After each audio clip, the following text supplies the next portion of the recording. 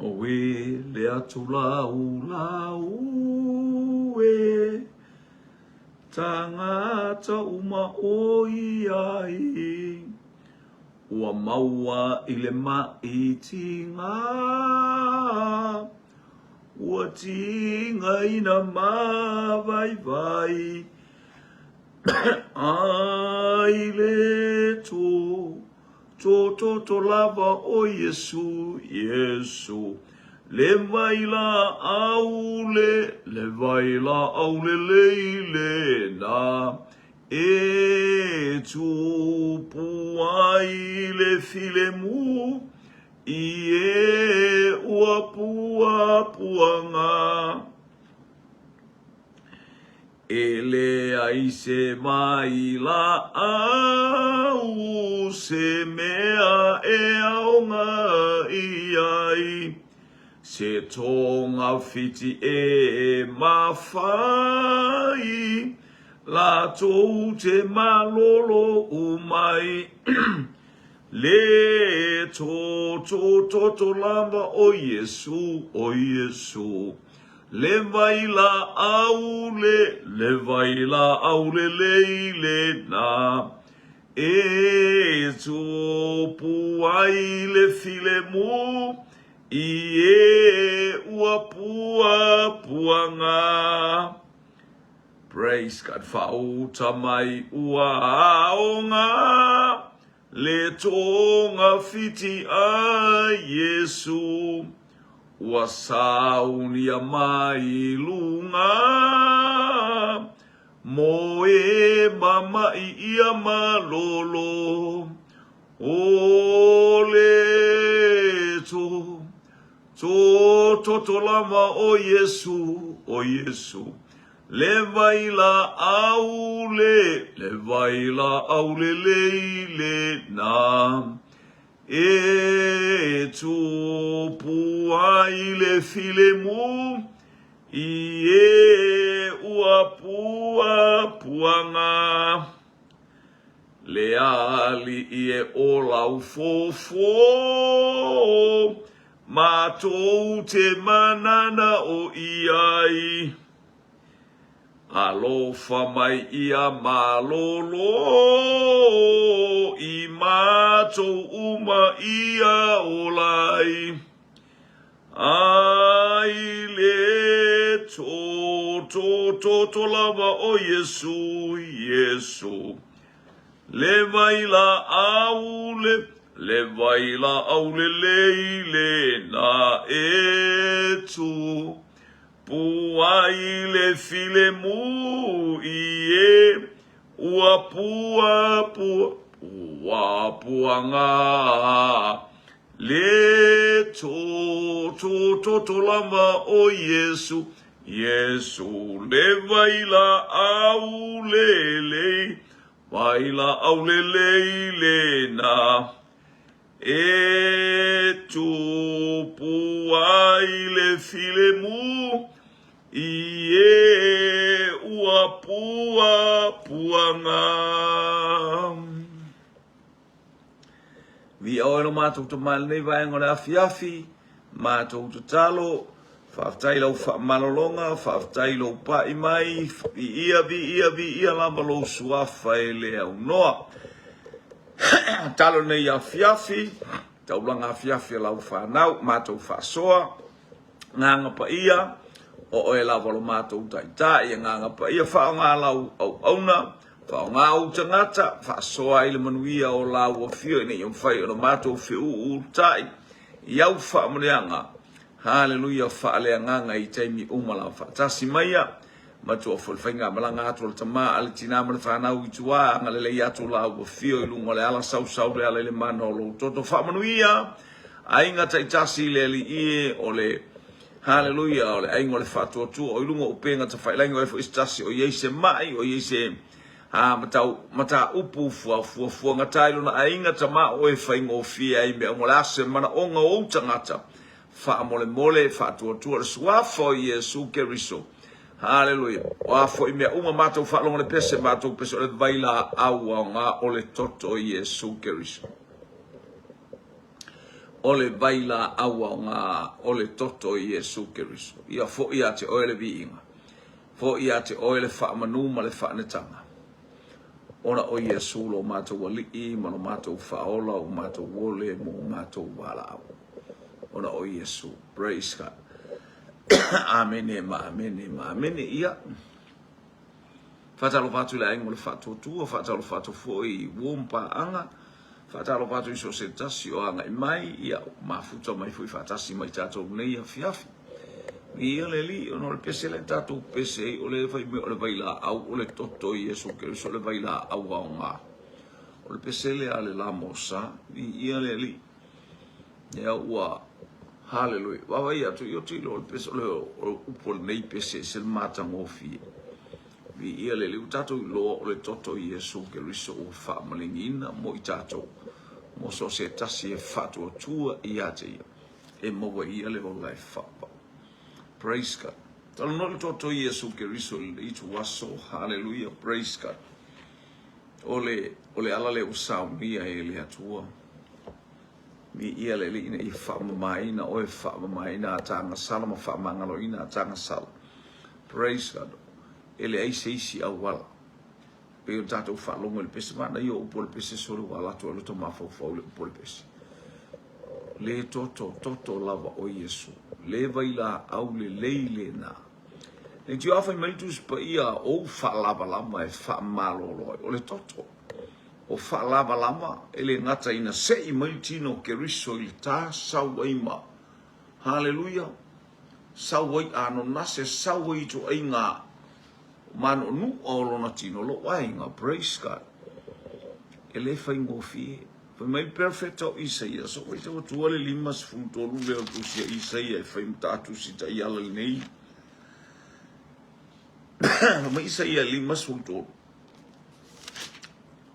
Praise God. Hallelujah. O i se tal tonu le mato upu e tau longo ngatu. Wa whalia ia te ile a ao le ali. Mato lio le ao sasa le male. Umatu a whai loa mai ele atua le mena ia whaia ilo na alo le mena tato tilo ma sila ia i tato uma. I le mena whaia ele ali ilo na alo pele to atasi. O ai se tali tonu le mato upu. Lean tala no mai ai Isaia. Tala no ai le tai lea o mai tusa o le fitu tasilua tila mo. Leo te watu le tusile o le fitu tasilua tila mo. Fitu se lau se fulua tausanga se ia o mai. Hallelujah. Se ia o mai il taimil nei tātou te iai. O lo o iai peale matautia o whaalava lava o Keriso. Ar taimil lea na profesai iai le profeta. Fitu se lau tila mo o mai ina o tātou moliti ai. Ia fio mai Yesu politi ai. Wha ia. O tau tilo pia politi la mo politi a. O se va inga na wha. Ai tele ila tau wha pia mai o le tila mo e whana wa Yesu. Ia tila mo e wha. O mai te mili nei tātou te iai. Hallelujah. O le ti al nei tātou te iai. Le iai le lua afe lua se lau lua sfu malelima. Lua afe lua sfu lima le tātou te iai nei. E matautia. A lefe mai, oi se tali tonu i la mato upu e taulo. Ele tali peiforinga fa ele le reject ngata po le ele tala le profeta e fai mai. Ina o tala noa na al profeta ile nu o Israel.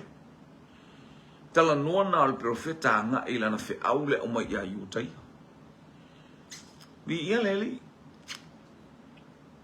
Ele yo o malte mi fana o Yesu e fitu se lau tau sanga malte mi na vala profeta. Ayo o malte ai tau nu malte mi fana o Yesu. Fitu se lau tau sanga le ba. Awa te ilo lato wa ai. Hallelujah to ia tātou le tātou te leva. Ana matu a tilo i ai matau Israel ma i lato uma. Hallelujah. Le lato te tau fia le valo anga ma le profetanga Isaia. O ai se tali tonu i la matou upu e tau longolongo. Whalia ia te ai le a ao le ali. E le se sin whalia ia. Mai le vai mai fa pe ole alo le tu bata ole alo le tu ava ye fu e ale alo le tu fasioti ale alo le tu a olai fa tanga ele tu tangata ia le otio o ilonalo fa tanga ele tu me uma ina ia fa tau wina o sawi Yesu e mo moli mai lona soifua awa oe awa itato ia le tele o tato se tele o tato ole e o mai Yesu liu tunga tangata le upo le atua le o tato sa vale le vai aso le liu tino tangata o le upo le atua ia le aya praise God liu tino tangata le upo le atua o va ai mata o Israel o va ai mata tangata e o lama ila natala inga se ia o lama ina fasioti tau le la auto ina le tunga mau Yesu le koto e tu mai hallelujah ile ti ai tolus fulu pea ai politi ai tolus fulu na mali wa Yesu ia leli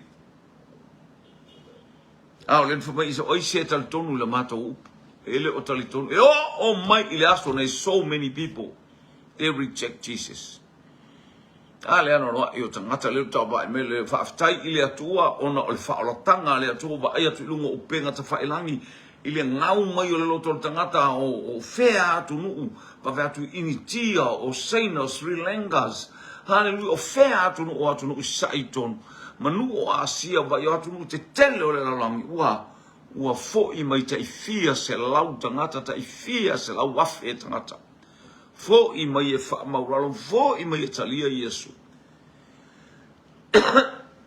mau ese mai fa to tuanga se hallelujah what fisili feo ye mabeta Mohammed feo ye what feo ye puta bo ele se ele lo po vai tangata o fea ye le lo langi o atua ye tala no ye tangata hallelujah tangata mo selemi o feo ye ala o le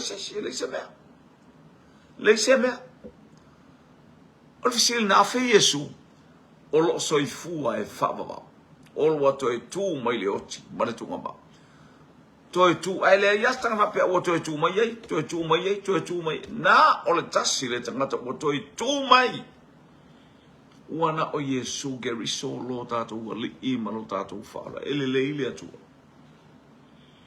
o isi e tal tonu le mātou upu e tau longa whaelo e ate ele aole o le sasa le li ilona alo pele oka le wata o mai la mela le sasa I tātou ele atua wa sasa le atua ilona alo au mai lona soifua atua fa mai tusi hallelujah le tusi e peru mta upu es fulu aron fa upu sumare iba wa o tātou sa o loto le au soe o tātou sa o loto e ulu le mesiri ona pa ia ona ole toto le toto lava o Yesu upo le peselen tātou usuana ne yon o le pesele la mosai onos fulu ma ngai o upo le pese sole onos fulu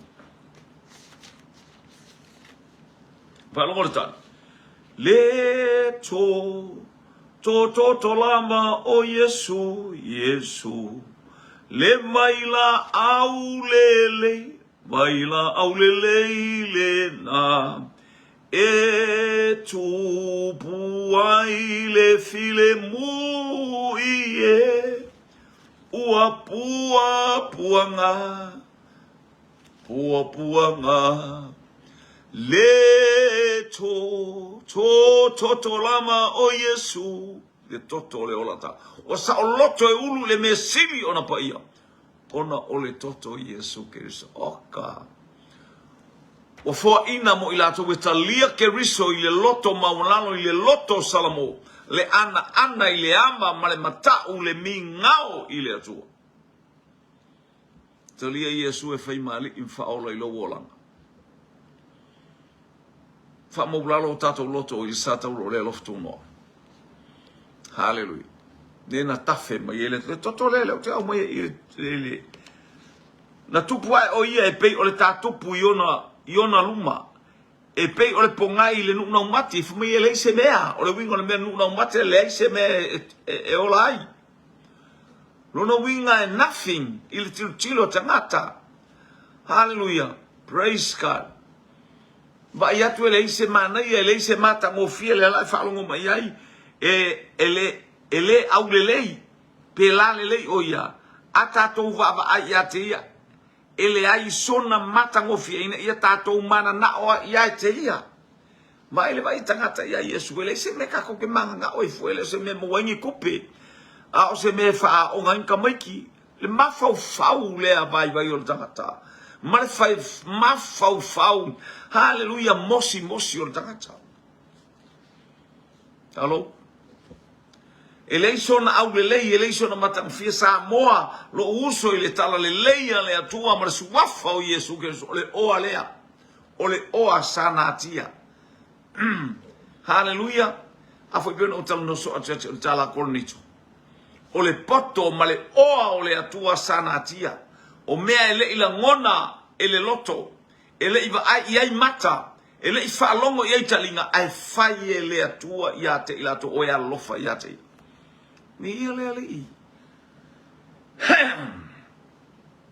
ele leile atua le tato fa longo ia le toto Yesu ke riso le tato tu atua wa inosia ma watu lafo ina oia ne tala no ia lona nu wa fio mai lona nu tala Yohane.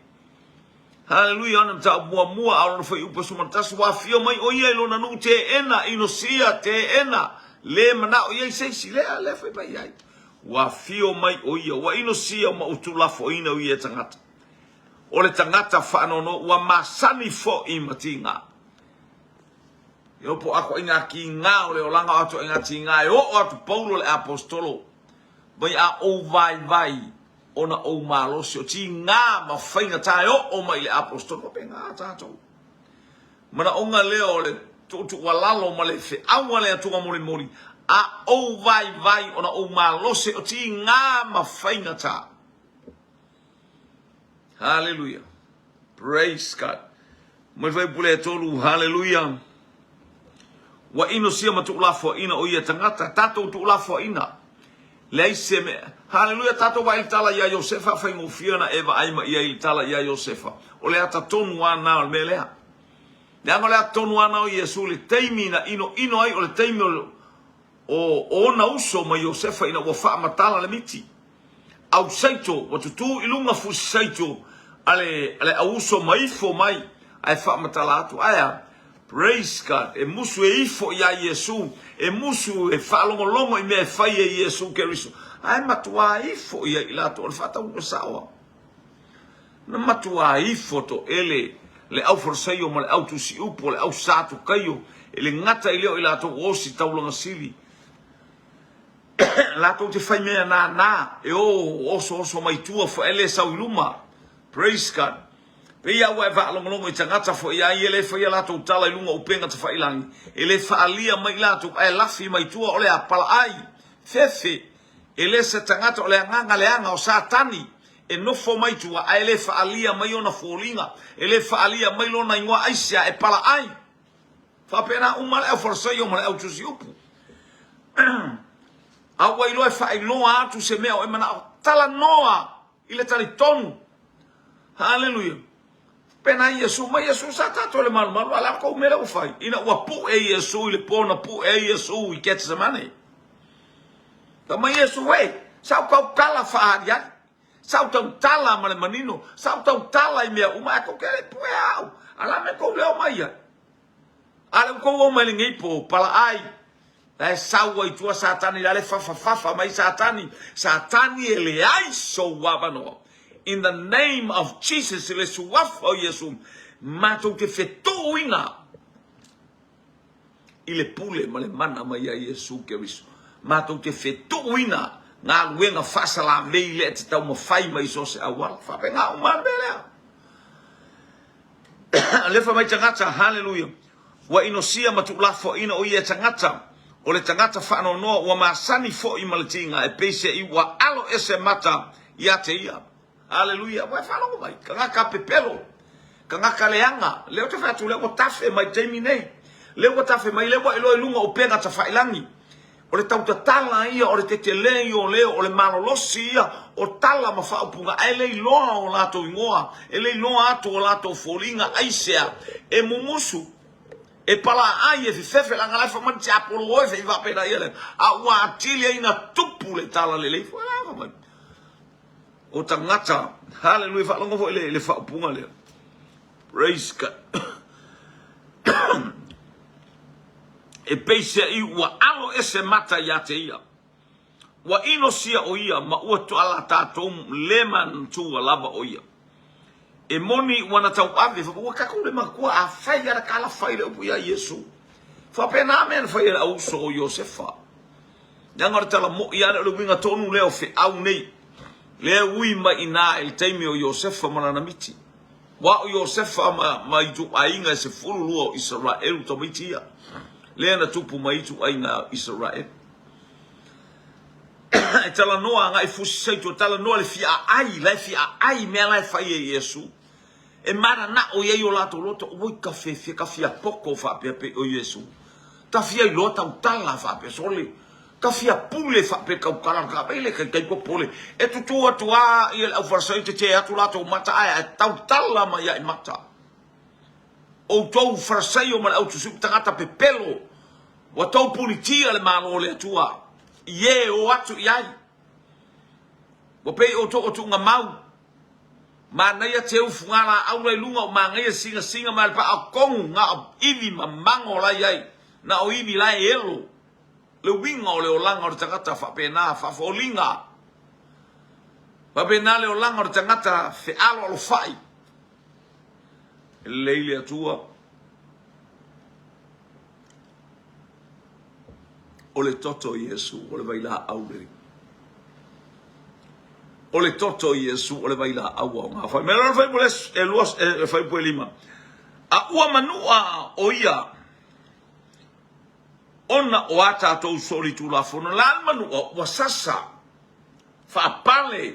Oka ni tā ilona tino. O sa e ilona tino. Le tino o le i faola. Praise God. Le tiofa mai peteru.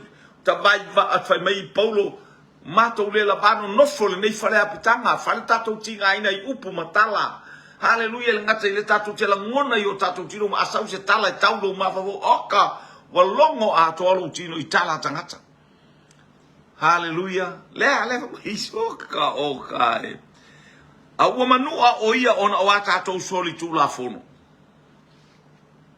wa momo o ia ona o atato wa mio leanga. O lea o inga file muai sai, tatou sai ona lunga lea. Ona faa laba ua malo. Tala no i faa laba e tala no i le toto. Malingi ma i so se tosi. I so se faa ilonga le tino lefa mai Paulo o te tau ame. I lo tino faa ilonga o lo wali. Faa ilonga o keriso. O aitu ai ngā faa ilonga i le sasa o meleanga na fai ati ia. Ua omana o ame fai mai a tangata ai. O te talia. I say yes to them. Hallelujah. O te talia mea umalama. Me lato te whaia mai ia tau. O le atu ai ngā whainga e whasatauro. O le atu ai ngā me lato te whaia mai. O te mita. Hallelujah. I le satauro keriso.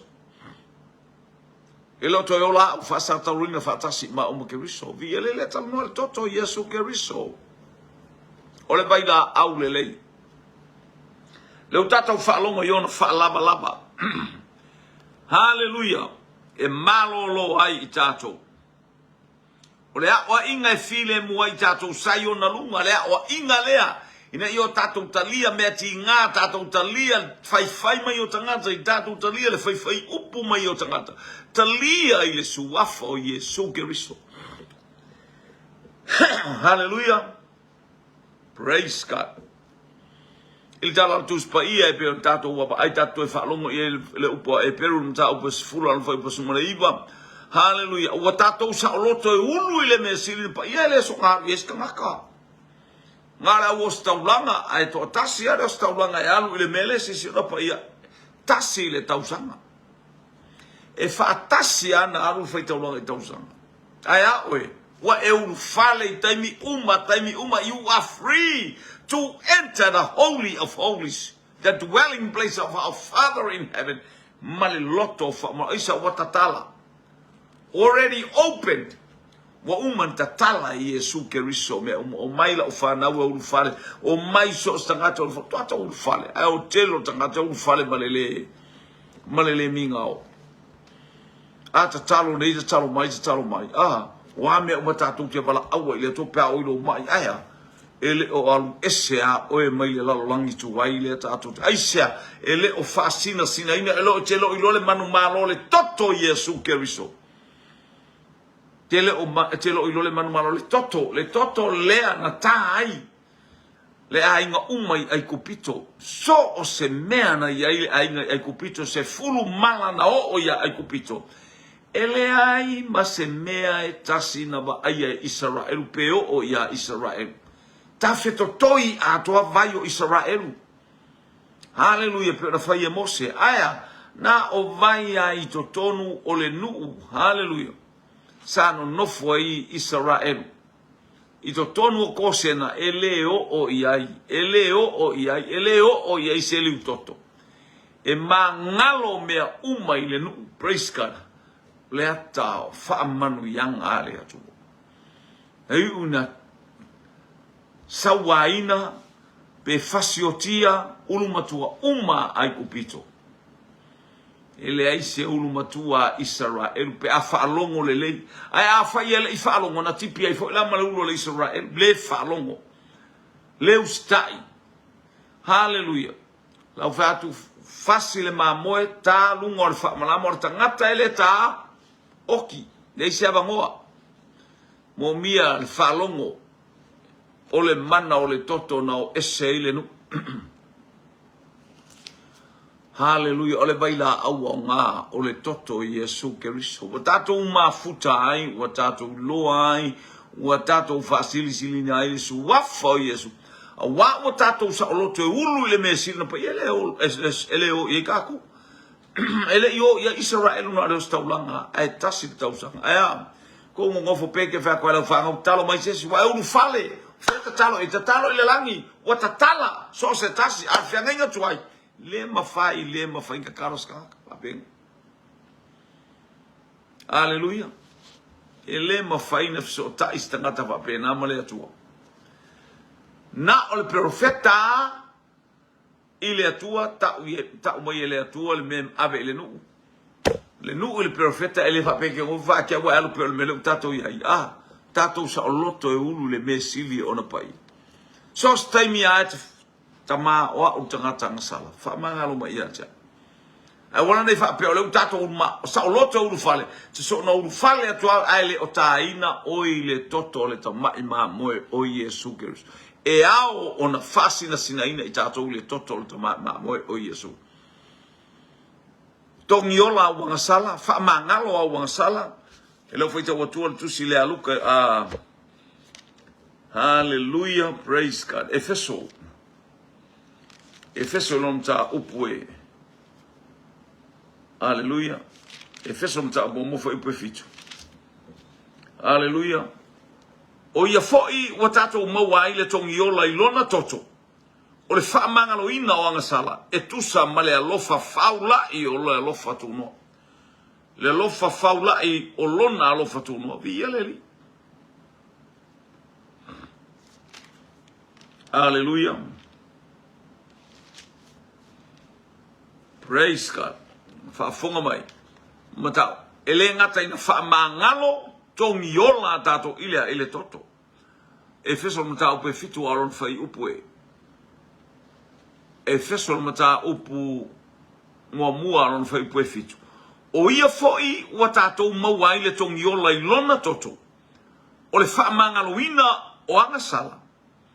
E tu sa male o loa faula I o lona lofa tu no o lona lofa tu no ale e ala I lona o lona o loa faula I o lona lofa tu no so se o loa o me fa mungia o le lofa tu no le atua ia te tato o lona o loa faua I le mo faula la I le mo tato o le fa mangalo ina o anga sala male tongi o la ina o tato no sala ona ole toto o ia foi o tato maua ile tongiola ilona toto.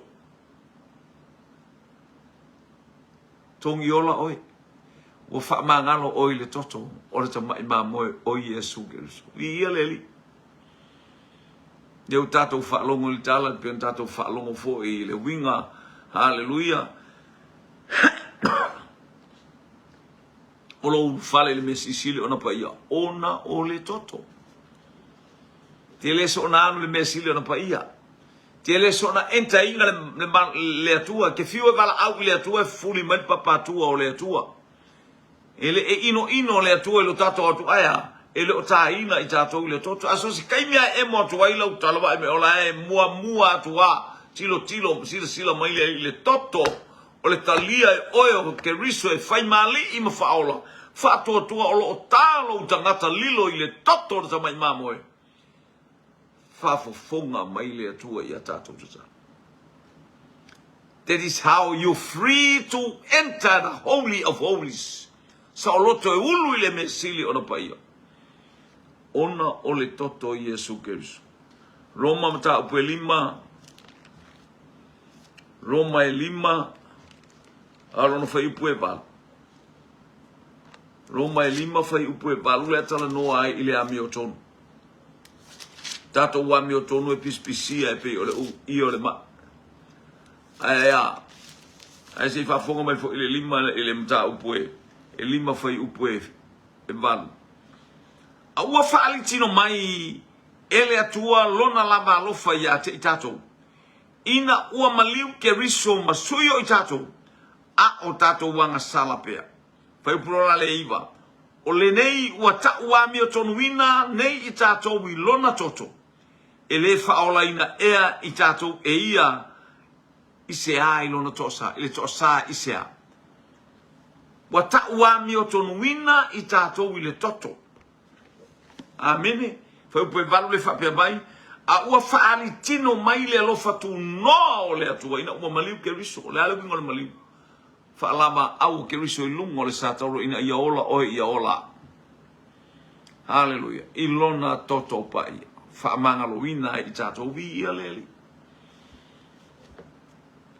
Ta ua mi o tonu ina. Ta mi o tonu e pisea ngoa ma se mele le ka ua. Ta si atanga ta mi o tonu wanga enta ina le langi o Yesu ke riso. Wata tala e ke riso le ami o tonu na le atua. Ai so se taimi ta te uia ia ke riso. O oe o le ami o tonu. I le loto fa maulalo ma le loto salamo. Hallelujah for me. O wa maliu ke riso masuyo i tato. Ao tato wanga sala o kako uleanga pia. Ale le wa maliu ke riso. So this is the way for you. For me, for everyone. To come in salvation. To enter the Holy of Holies through the blood of Jesus Christ. I le toto Yesu Keriso. Le toto ta wa mi tonu ino. Lo fai mai.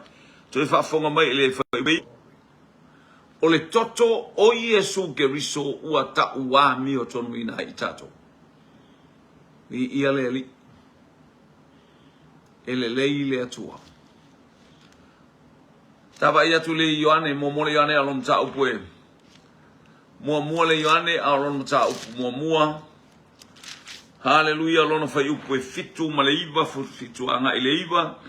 Le fapea mai tu spa ia. Ea fai tatou te sava vali le malamalama. Fa pei ona iai o ia i le malamalama. Ona tatou mafuta fatasi ai le maia le tasi. O le toto foi o Yesu Keriso. Lona alo e faa mamai na aia tatou wanga sala. O le toto foi o Yesu Keriso e faa mamai na aia tatou wanga sala. Pea fai tatou te mafuta i le malamalama. Tangata o le malamalama. Pe o Peteru. Whangotanga o Peteru. Wao ina le po. Le aise mea. Mailo Yesu. Le Peteru se whangalo wa. Mo mana o Yesu e a o ia te iel me ta o le whangota i le malamalama. O le aos. O le po na whangota i Peteru le aima seia. O le po e momoe ai a pe o tuai a so ale upenga. A wai ta waso i a o kwa so ale upenga. Kai mile e pongi saa. A ole malamalama, wa te i Peteru, i le sisi mai ole upenga. O ka whai mai lana tala Yesu e, a fio atu ia na ia te au. wa ulaba le tangata ngasala whangota le malama le whai mai e Ioane ai a whai tātou te sama mali le malama pe o Peteru pongi sa na malama loa o oi o le whai vai tangata whapei ona iai o ia i le malama ona tātou mafuta whatase ai lea o le tasi ma le tasi o le toto fo i o Yesu Keriso lona alo e faa ma mai na i tātou that rinse us in the blood of Jesus Christ fufulu fa mama se vai a ele falinga i lon ta upue hallelujah falinga i ta upu mua lu fa upue lima fufulu le upu fufulu hallelujah mai a Yesu Keriso foi o le moni mau fa maoni o le uru matua o e woti tangata ua feoti o le uru matua Yesu Keriso o toi tu e toi tu umala pe a fai ia Keriso ma le pule i tupo le lolangi o le na alofa mai ia te i tātou wana fufulu mai fo ia te i tātou ia tātou wanga sala i lona lava toto wana fufulu cleanse us in his blood ni ia le li sa mola o atuno te va fonga mai il pese selmana i toi fai tau tu al pese